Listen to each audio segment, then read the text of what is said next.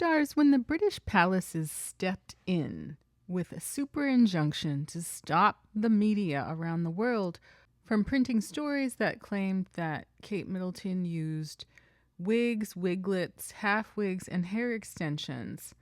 It was more glaringly obvious that the same British royal family never stepped up to correct any of the lies and falsehoods and out-and-out racism printed in the UK and around the world about Meghan Markle. Now, in early October, a New York City hair salon had it, quote, confirmed that Princess Kate wears our extensions. How could this be published when there were such vehement denials?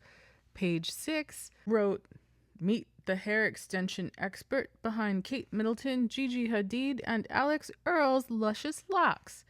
Page 6 knew exactly what they were doing by putting Kate's name in the headline.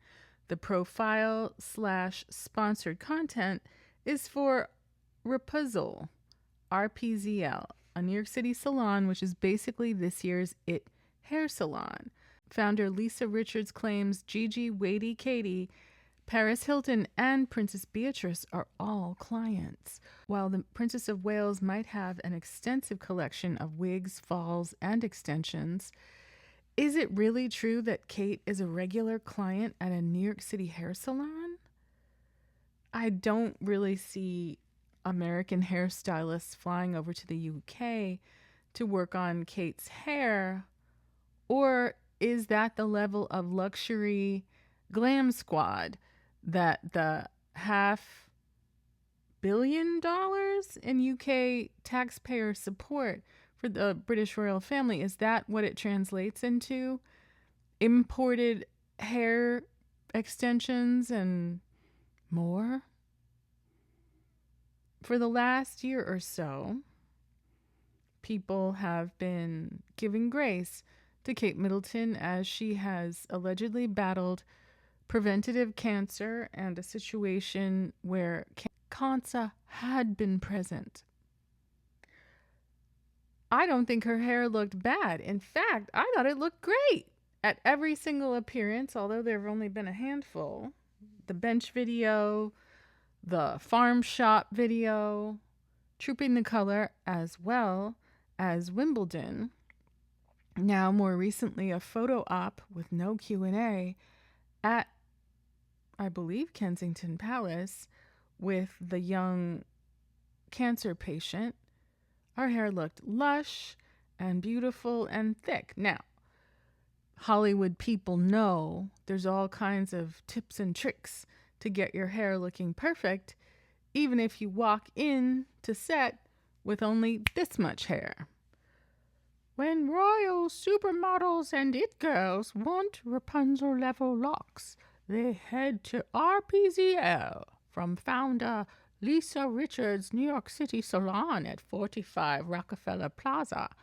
The RPZL team boosts clients' blowouts with her best-in-class hair extensions, which range in price from $695 to $1,700, and count Gigi Hadid, Paris Hilton, and Kate Middleton among their high-profile clients. Richards has had it confirmed that the Princess of Wales has worn her brand's extensions, although it's not known when. Princess Beatrice, meanwhile, wore one of RPZL's padded headbands in a photo announcing her second pregnancy this week. So famous. A rep for the Princess of Wales was unavailable for comment. Gigi Hadid's RPL regular, having worn Richards' extensions at the 2024 Vanity Fair Oscar party in March, as well as at the 2023 Met Gala, while Madeline Klein, who, I think that's Pete Davidson's girlfriend, wore them to the U.S. Open last month. Am I wrong? Other notable clients included Charlie D'Amelio, Katie Holmes, Vanessa Hudgens, Lindsey Vonn, Poppy Delvine, and Sports Illustrated swimsuit star Brooks Nader, who The main maestro tells us there's been a boom in women seeking more volume in their locks after experiencing hair loss due to aging. Oh, and the stress of the global panini. And while clients can have their extra hair installed at her salon, Richards also now sells clip-in extensions, clip-on ponytails, and even braided headbands on her website. So let's do away with this notion that Black women are the only women who wear hair enhancements, augmentations, and wigs. We source our hair ethically, Richards says. We're the only place you can walk in and get same-day extensions in the world. That sounds hyperbolic. It's so cool you can walk in and walk out with keratin bond or tape extensions or a pony. But isn't that every salon in Atlanta? Like Houston? Have we watched social media? How is this unique? You know, the celebrity clientele probably makes it a little bit extra. But, you know, if you believe that at least some of these gals are clients, it's at least possible that Kate is ordering fancy hair extensions to be shipped over to the UK. There certainly seems to be a pattern of invoking Kate Middleton's name. First, we saw it all through sponsored content discussing different skin treatments and moisturizers in the UK. Invoking her name, nobody sued, nobody issued a super injunction to get those references taken out. I wonder, in fact, is there some kind of influencer compensation changing hands, perhaps? I guess Lisa Richardson probably figures that Kate won't bother to deny it. Little does she know that one of the few things Kensington Palace bothers to correct includes reports of Botox and reports of extensions. Would this salon really benefit from association with Kate Middleton's name and hair? You know, maybe in the locks of love sense, like people who struggle with cancer and treatment and all of that, sometimes their hair can suffer. Maybe the name will kind of pique the interest of potential clients that way. But a lot of people have criticized some of Kate's hair looks as being janky, not well done, and looking extremely kind of 1970s wiggy. But what do you think, stars? I mean, nobody should be a stranger to the idea that there are visible hair extensions on any celebrity. But now to have this announced some weeks ago, in fact, and for Kensington Palace not to step up and, you know, tell them to take it back, page 6, is kind of shocking. Why the sudden change?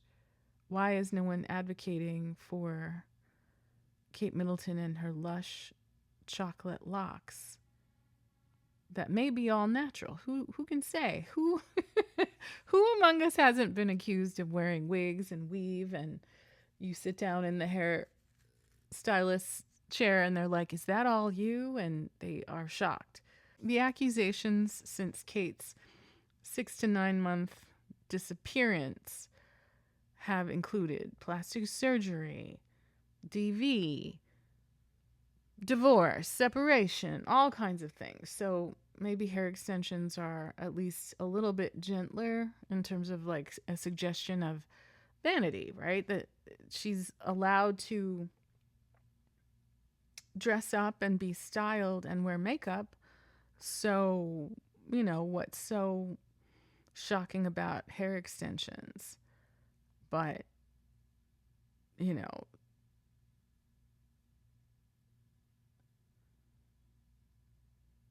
we haven't forgotten that very significant press release denying hair extensions. And, you know, given some photos that seem to show tracks, given some photos that were now you see it, now you don't bangs, it's a head scratcher when there seems like there's been a lot more important issues for someone like a Kate Middleton to advocate for or speak out about the race riots in UK, cancer patients, cancer treatment, the National Health Service, all kinds of advocacy that hasn't happened since December 28th, 2023. We are barreling toward the year anniversary of whatever incident happened December 28th. We have very little clarity about the whole situation, but now we have this aggressive discussion about fake hair. Why? And why is it being allowed when it never was before? What's your opinion about Kate Middleton's wigs, wiglets, or badly blended bundles? Please let me know in the comments, stitches, and duets.